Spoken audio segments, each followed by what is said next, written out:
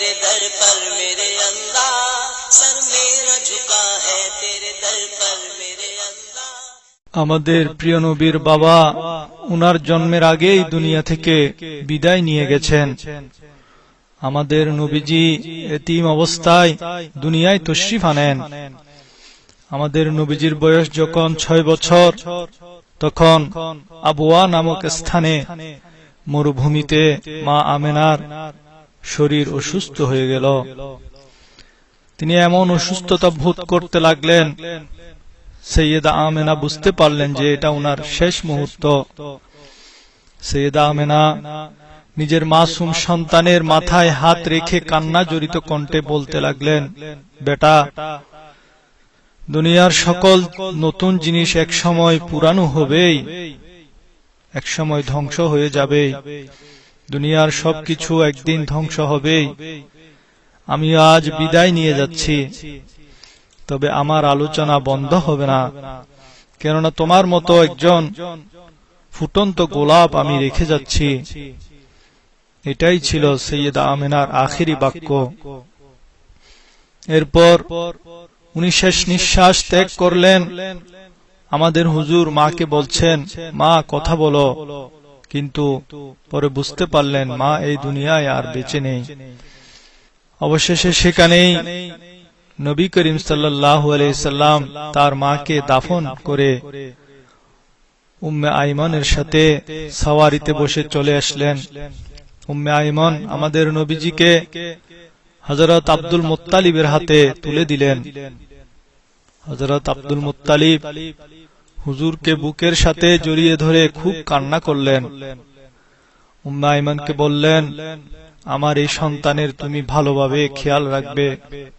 উম্মে আইমন আমাদের হুজুরকে এত বেশি খেয়াল রাখত, নবী করিম সাল্লাল্লাহু আলাইহি ওয়াসাল্লাম ফরমান, উম্মে আইমন আমার মায়ের পরে মা। এর 2 বছর পর হযরত আব্দুল মুত্তালিবেরও ইন্তেকাল হয়ে গেল। ইবনে হাশাম এর একটি কথা খুবই হৃদয় বিদারক। তিনি বলেন, আমিরে কুরাইশ আব্দুল মুত্তালিব, যিনি আমাদের নবীজির দাদা ছিলেন, যখন উনার জানাজা উঠানো হলো, সারা মক্কাবাসী একত্র হলো। কিন্তু সারা মক্কাবাসী সেদিন দেখেছে 8 বছরের একটি ছেলে প্রচন্ড কান্নায় দেওয়ালের সাথে লেপ্টে গেছে, কান্নায় ভেঙে পড়েছে। তার মাথার উপর যে একটা ছায়া ছিল তাও আজ ছিনিয়ে গেছে। এরপর তিনি চাচা আবু তালেবের জিম্মায় আসলেন।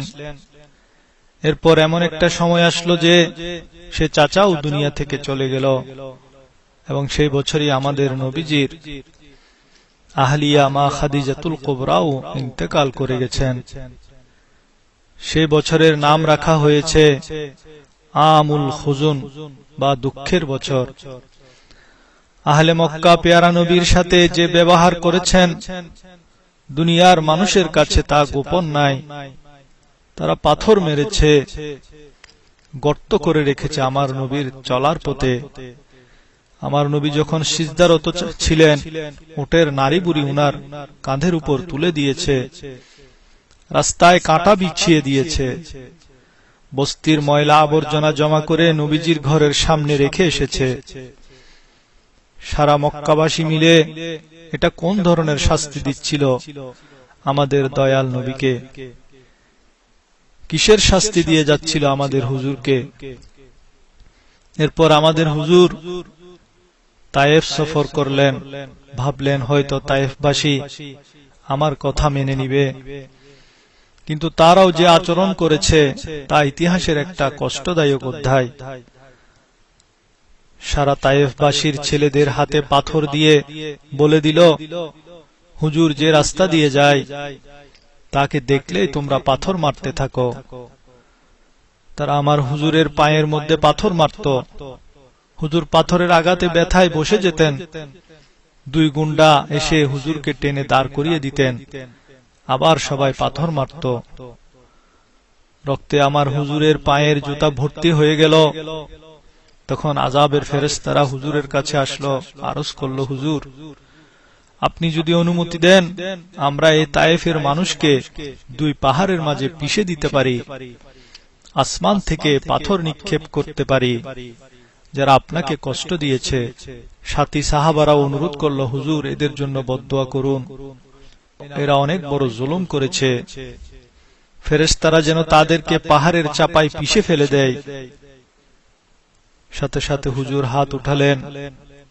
সাহাবায়ে কেরাম ভাবল হুজুর এখন বদদোয়া করবেন, কিন্তু আমার হুজুর যখন জবান খুললেন, বললেন, হে আল্লাহ, আমার এই জাতিকে তুমি হেদায়েত দান করো, এরা আমাকে চিনে নাই, এরা ঈমান আনছে না, কিন্তু এদের আওলাদদের মধ্যে ঈমানদার হবে বলে আমি আশা করি।